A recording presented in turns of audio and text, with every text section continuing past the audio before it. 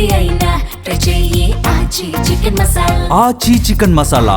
భారతదేశం మద్దతు కావాలా లేదంటే పాకిస్తాన్ చైనా మద్దతు కావాలా?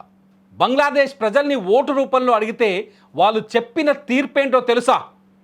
ఒక నిజమైన స్పష్టమైన తీర్పు చెప్పారు. దాయాది దేశం బంగ్లాదేశ్ గడ్డపై చరిత్ర తిరగరాసిన ఘట్టం ఆవిష్కృతమైంది. ఇన్నాళ్ళు రగులుతున్న రాజకీయ అనిశ్చితికి తెరదించుతూ బంగ్లాదేశ్ ప్రజలు సరికొత్త తీర్పును వెలువరించారు. దాదాపు 20 ఏళ్ల తరువాత ఒక పురుషుడు ఆ దేశ పగ్గాలు చేపట్టారు. కానీ అక్కడ గెలిచింది కేవలం తారిక్ రెహమాన్ మాత్రమే కాదు, ఢిల్లీ మాస్టర్ మైండ్ కూడా. అవును, మీరు వింటున్నది నిజమే.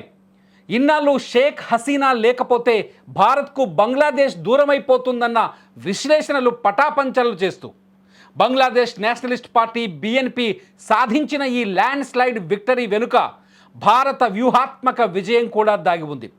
ఖలీదా జియా కుమారుడు 17 ఏళ్లుగా అజ్ఞాతవాసంలో ఉండి తిరిగి వచ్చిన తారిక్ రెహమాన్ ఇప్పుడు బంగ్లాదేశ్ కొత్త ప్రధానిగా అవతరించాడు. బంగ్లాదేశ్లో జరిగిన ఎన్నికల్లో బిఎన్పి సృష్టించిన సునామీ మామూలుగా లేదు.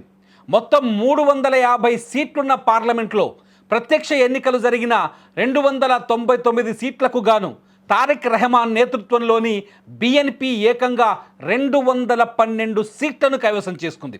అంటే పార్లమెంట్లో 3/2 మెజారిటీ అన్నమాట.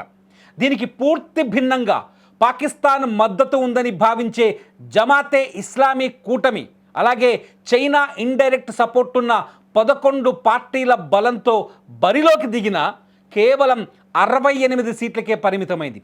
ఇదంతా చూస్తుంటే ప్రజలు సుస్థిరతను కోరుకుంటున్నారని, మతతత్వ రాజకీయాల కంటే దేశం అభివృద్ధి ముఖ్యమని బంగ్లా ఓటర్లు స్పష్టంగా తేల్చి చెప్పినట్టయింది. ముఖ్యంగా మైనార్టీలు, హిందువులు, బౌద్ధులు కూడా ఈసారి ఏకపక్షంగా బిఎన్పి వైపు నిలవడం గమనార్హం. Save Bangladesh, save all people అంటూ తారిక్ రెహమాన్ ఇచ్చిన నినాదం ప్రజల్లో బలంగా నాటుకుపోయింది. మొత్తం 17 కోట్ల మంది ఓటర్లలో దాదాపు 12.7 కోట్ల మంది తమ ఓటు హక్కును వినియోగించుకున్నారు. అంటే ప్రజలు ఎంతలా మార్పును కోరుకున్నారో ఈ ఓటింగ్ శాతమే చెబుతోంది.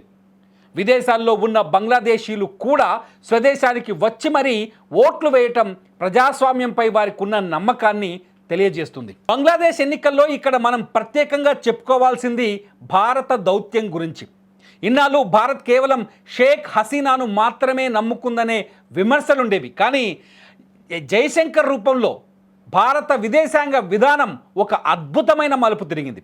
ఖలీదా జియా మరణానంతరం ఆమె అంత్యక్రియల సమయంలోనే జయశంకర్ ఢాకా వెళ్ళి తారిక్ రెహమాన్తో సత్సంబంధాలకు పునాది వేశారు. పాకిస్తాన్, చైనాలు జమాతే ఇస్లామీ కుటుంబానికి మద్దతు ఇస్తూ భారత్ను దెబ్బకొట్టాలని చూసినా భారత్ మాత్రం చాలా వ్యూహాత్మకంగా క్వైట్ డిప్లొమసీని అమలు చేసింది.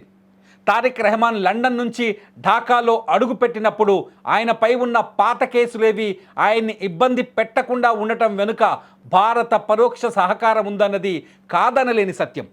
పాకిస్తాన్ మద్దతు ఉన్న పార్టీలు ఓడిపోవటం, భారత్ సానుకూలత ఉన్న తారిక్ రెహమాన్ గెలవటం అంటే ఇది ఖచ్చితంగా పాకిస్తాన్, చైనాలపై భారత్ సాధించిన పైచేయిగా చూడాలి. తారిక్ రెహమాన్ విజయం తర్వాత భారత ప్రధాని నరేంద్ర మోదీ స్వయంగా ఫోన్ చేసి అభినందించడం చూస్తుంటే బంగ్లాదేశ్ ఇప్పుడు ప్రపంచ దేశాల సరసన నిలబడుతోందని అర్థమవుతోంది. నరేంద్ర మోదీ తారిక్ రెహమాన్తో మాట్లాడుతూ బంగ్లాదేశ్ అభివృద్ధి, శాంతి భారత్ ఆకాంక్ష అని చెప్పడం ద్వారా ఇరు దేశాల మధ్య కొత్త అధ్యాయానికి తెరలేపారు. ఒకప్పుడు భారత్ వ్యతిరేక ముద్ర ఉన్న బిఎన్పి నేడు భారత్తో చేతులు కలిపి ముందుకు సాగడం ఒక చరిత్రలో చారిత్రాత్మక మలుపని చెప్పాలి. గంగా జలాల ఒప్పందం, వాణిజ్య సంబంధాలు, సరిహద్దు భద్రత వంటి కీలక అంశాల్లో ఇకపై ఎలాంటి ప్రతిష్టంభన ఉండకపోవచ్చు.